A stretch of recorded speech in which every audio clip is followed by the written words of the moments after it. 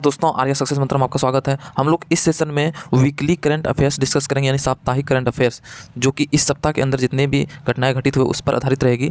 और इस सेशन का चलाने का अर्थ ये है कि बहुत सारे एस्पिरेंट ऐसे होते हैं जो कि डेली करंट अफेयर नहीं देख पाते। ऐसी स्थिति में क्या होता है कि उसका करंट अफेयर्स का सेशन छूट जाता है, लेकिन हम लोग वीकली करंट अफेयर्स लाते हैं ताकि आप एक दिन समय निकालकर जितने भी इंपॉर्टेंट टॉपिक्स है उसका आप रिवीजन कर सकें, उसको समझ सकें, करंट अफेयर से आप अवगत रहें। इसलिए हम लोग इस सेशन को लाते हैं। तो चलिए आज का सेशन शुरू करते हैं। आप वीडियो को लास्ट तक जरूर देखिएगा ताकि आपको सारा टॉपिक समझ में आ जाए। तो चलिए शुरू करते हैं। पहला क्वेश्चन है कि एक व्हाट्सएप अकाउंट को अब 4 फ़ोन में चला सकते हैं आप। अब जो है एक व्हाट्सएप बहुत बड़ा एक अपडेट लेकर आया है, जो कि अब एक ही व्हाट्सएप, अगर आपके पास एक व्हाट्सएप अकाउंट है तो उससे आप 4 नए फ़ोन में, यानी 4 फ़ोन में इसको लॉगिन कर सकते हैं। 4 फ़ोन में। तो व्हाट्सएप ने यूज़र के लिए एक बहुत बड़ा अपडेट लेकर आया है कि अब यूज़र जो है ना अपने व्हाट्सएप अकाउंट को 4 अलग अलग फ़ोन में लॉगिन कर सकते हैं। और इस तरह से क्या हो सकता है कि फीचर के लोग पहले से ही इंतजार कर रहे थे। और इस टाइप का फीचर जो है ना, बहुत पहले से लोग को लग रहा था कि इस टाइप का फीचर शायद दे दे, क्योंकि जैसे कि टेलीग्राम इस सब में इस टाइप का फीचर्स ऑलरेडी है। तो सोच रहा था कि सब कोई सोच रहा था कि व्हाट्सएप ही काश इस फीचर को दे दे, तो इसीलिए व्हाट्सएप ने इस फीचर को लाया भी है। अभी तक यूजर्स डेस्कटॉप और लैपटॉप जैसे विभिन्न डिवाइस में इसका इस्तेमाल कर लेते थे। तो लैपटॉप और डेस्कटॉप में तो इसे लॉगिन हो जाता था, लेकिन फ़ोन पर इस सुविधा का उपयोग नहीं कर पाते थे। लेकिन नए अपडेट के साथ अब यूज़र भी अब एक से अधिक फ़ोन पर अपना अकाउंट एक्सेस कर पाएंगे। ठीक। दूसरा टॉपिक है कि पेंसिल्वेनिया ने दिवाली के दिन सरकारी अवकाश की घोषणा की है।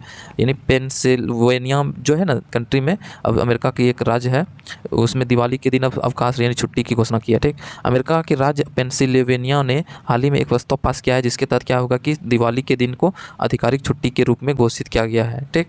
सीनेटर निखिल सावल ने इस बारे में एक ट्वीट के माध्यम से जानकारी दी है। उन्होंने यह भी कहा है कि रोशनी का त्यौहार दिवाली राज्य के मंदिरों और कम्युनिटी सेंटरों में मनाया जाता है। इस बिल के विरोध में भी एक भी मत नहीं पड़ा, यानी जब इस बिल को पास किया जा रहा था तो उसके विरोध में एक भी कोई मत नहीं था। यह बिल 50-0 की वोटिंग के पास कर लिया गया है। बता दें कि पेंसिल्वेनिया में करीब 2 लाख दक्षिण एशियाई लोग रहते हैं। सोचो कि 2 लाख दक्षिण एशियाई लोग रहते हैं, यानी भारत के आसपास के एरिया के लोग रहते हैं, भारत के भी लोग रहते हैं। यह फेस्टिवल उनके लिए एक खुशी का मौका होता है, और जो दिवाली जो है एक खुशी का मौका होता है। उसके बाद हम लोग तीसरा टॉपिक देखते हैं कि बोला कि इस दिन दिखेगा साल का पहला चंद्रग्रहण। तो साल का पहला चंद्रग्रहण कब दिखेगा उसके बारे में जानते हैं। तो बोला कि वर्ष 2023 में पहला चंद्रग्रहण 5 मई को लगने वाला है। अभी हाल ही में इस साल का पहला सूर्यग्रहण 20 अप्रैल को लगा था, यानी 20 अप्रैल को सूर्यग्रहण लगा था। इस वर्ष क्या होगा कि शुरुआत में 15 दिनों के 2 ग्रहण देखने को मिल रहा है। यह चंद्रग्रहण का उपछाया ग्रहण है। उपछाया चंद्रग्रहण तब दिखाई देता है जब चंद्रमा, ध्यान देना, चंद्रमा केवल पृथ्वी की उपछाया में ही गुजरता है। चंद्रग्रहण तब होता है जब पृथ्वी जब पृथ्वी जो है ना सूर्य और चंद्रमा के बीच से गुजरती है। तो सूर्य ग्रहण और चंद्रग्रहण से ये एक खगोलीय घटना है जो समय समय पर घटित होते रहती है। ठीक। तो कब ये चंद्रग्रहण लगता है कि जब सन यानी सूरज है और ये अर्थ पृथ्वी, ये चंद्रमा मून, MOO मून, यहाँ पे सन, यहाँ पे अर्थ।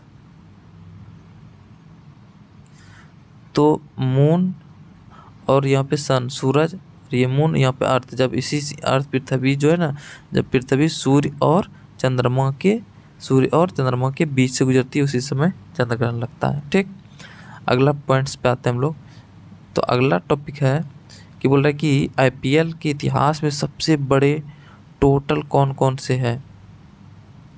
तो लखनऊ सुपर जायंट ने IPL का इतिहास का दूसरा सबसे बड़ा टोटल बना दिया है।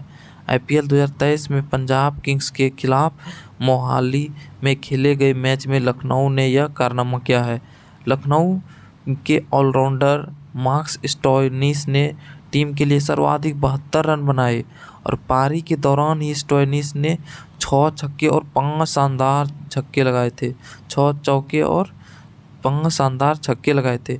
साथ ही काइल मेयर्स ने 54 रनों की ताबड़तोड़ पारी खेली, और लखनऊ सुपर जायंट ने यह मैच 56 रनों से जीत भी हासिल कर लिया है। ठीक। अब देखते हैं फिल्मफेयर अवार्ड 2023 की घोषणा। फिल्मफेयर अवार्ड 2023 की घोषणा। तो फिल्मफेयर अवार्ड 2023 की घोषणा हाल फिलहाल में अभी की गई है। तो बोल रहा है कि 68वें फिल्म फेयर अवार्ड, याद रखना कि 68वां फिल्म फेयर अवार्ड 2023 में जो हुआ है ये 68वां फिल्म फेयर अवार्ड है। इस समारोह में फिल्म इंडस्ट्री के 34 हस्तियों ने भाग लिया है। इस अवार्ड की शो की मेजबानी सलमान खान, मनीष पॉल और आयुष्मान खुराना ने किया है। और इस प्रतिष्ठित अवार्ड में वर्ष 2022 में रिलीज हुई जितने भी फिल्म है उससे जुड़े कलाकार को सम्मानित किया गया है। ठीक, इसके तहत best actress, actress, best playback singer award, best director award जैसे अवार्ड विजेताओं की घोषणा की गई है। ठीक, तो थोड़ा सा मैं रिपीट करता हूँ। एक्ट्रेस में किसको मिला है? आलिया को, आलिया भट्ट को। एक्टर में किसको मिला है? राजकुमार राव को। Rajkumar. Best playback singer Arijit Singh. Best director Sanjay Leela Bhansali.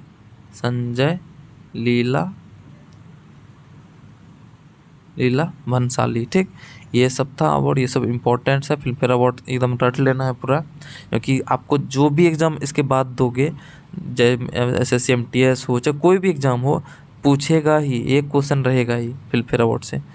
Babar 12,000 run बनाने वाले दूसरे सबसे तेज एशियाई खिलाड़ी बने। ठीक, तो पाकिस्तानी क्रिकेट टीम के कप्तान बाबर आजम ने अंतर्राष्ट्रीय क्रिकेट टीम के पारियों के हिसाब से 12,000 रन बनाने वाले दूसरे सबसे तेज एशियाई बल्लेबाज बन गया है। उन्होंने यह मुकाम 277 पारियां खेल कर हासिल किया। उन्होंने इस मामले में महान बल्लेबाज सचिन तेंदुलकर और पाकिस्तान के जावेद मियांदाद को भी पीछे छोड़ दिया। अंतर्राष्ट्रीय क्रिकेट में सबसे तेज 12,000 रन बनाने वाले एशियाई क्रिकेट रिकॉर्ड जो है ना, भारत के स्टार बल्लेबाज विराट कोहली के नाम है। ठीक, तो दूसरा विराट कोहली के नाम पहला नंबर पे आ गया, दूसरा में बाबर आ गया, बाबर आजम। ठीक, सातवां देखते हैं हम लोग टॉपिक। अब सातवां, भारत चीन सीमा पर बसा माना गांव का नाम है। ठीक ना, देश का पहला गांव माना गांव है। ये भारत और चीन की सीमा पर बसाया गया है इसको। भारत चीन सीमा पर बसे उत्तराखंड के सीमांत गांव माना को सीमा सड़क संगठन BRO ठीक ने भारत के प्रथम गांव के रूप में घोषणा की। तो ये इंपॉर्टेंट टॉपिक हो जाता है। ये भारत का प्रथम गांव माना। BRO ने इस गांव के प्रवेश द्वार पर भारत का प्रथम गांव का साइन बोर्ड भी लगा दिया है। और उत्तराखंड के मुख्यमंत्री पुष्कर सिंह धामी ने इस तस्वीर को सोशल मीडिया पे शेयर भी किया है और लिखा है कि अब माना देश की आखिरी नहीं प्रथम गांव के रूप में जाना जाएगा। 21 अक्टूबर 2022 को PM मोदी ने अपने माना दौरे के दौरान कहा था कि सीमाओं में बसा हर गांव देश का पहला गांव है। ठीक, उसके बाद देखते हैं पंजाब के पूर्व मुख्यमंत्री प्रकाश सिंह बादल का निधन हो गया है। तो यानी 5 बार ये जो है ना मुख्यमंत्री भी रह चुके हैं हमारे। इसका एज 95 साल था तो डेथ कर गया है।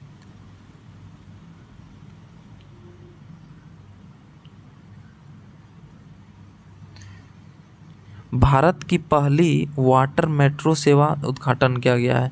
तो प्रधानमंत्री जो नरेंद्र मोदी ने कोच्चि केरल के देश में पहली वाटर मेट्रो सेवा शुरू उद्घाटन किया है। इसके तहत कोच्चि व आसपास के 10 द्वीपों द्वारा लोगों का सफ़र सुगम होगा। और इस अवसर पर PM मोदी के साथ केरल के मुख्यमंत्री पिनराई विजयन भी मौजूद थे। इस सेवा के शुरू होने से कोच्चि व उसके आसपास के क्षेत्रों में प्रदूषण से भी आज़ादी मिलेगी।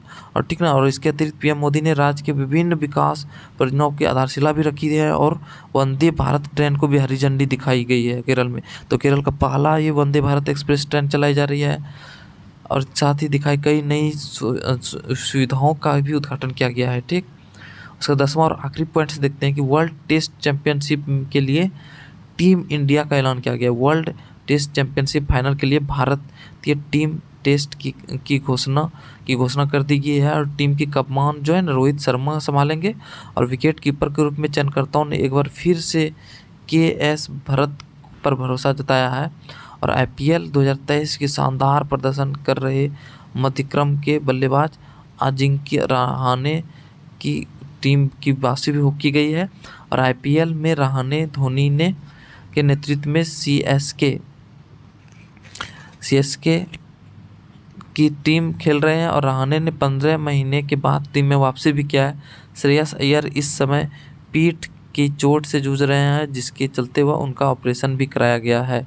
ये था टॉप 10 करंट अफेयर्स जो कि इस सप्ताह के अंदर घटित हुई। आपको कैसा लगा वीडियो डिस्क्रिप्शन में ज़रूर लिखिएगा और ज़्यादा से ज़्यादा इसको शेयर कर दीजिएगा ताकि मुझे भी मोटिवेशन मिले। तो वीडियो को लास्ट तक देखने के लिए आपका बहुत बहुत धन्यवाद। ऐसे ही हंसते रहिए, मुस्कुराते रहो, देखते रहिए आर्या सक्सेस मंत्र के हर एक वीडियो को, क्योंकि आपका सफलता ही हमारा लक्ष्य है। धन्यवाद। जय हिंद।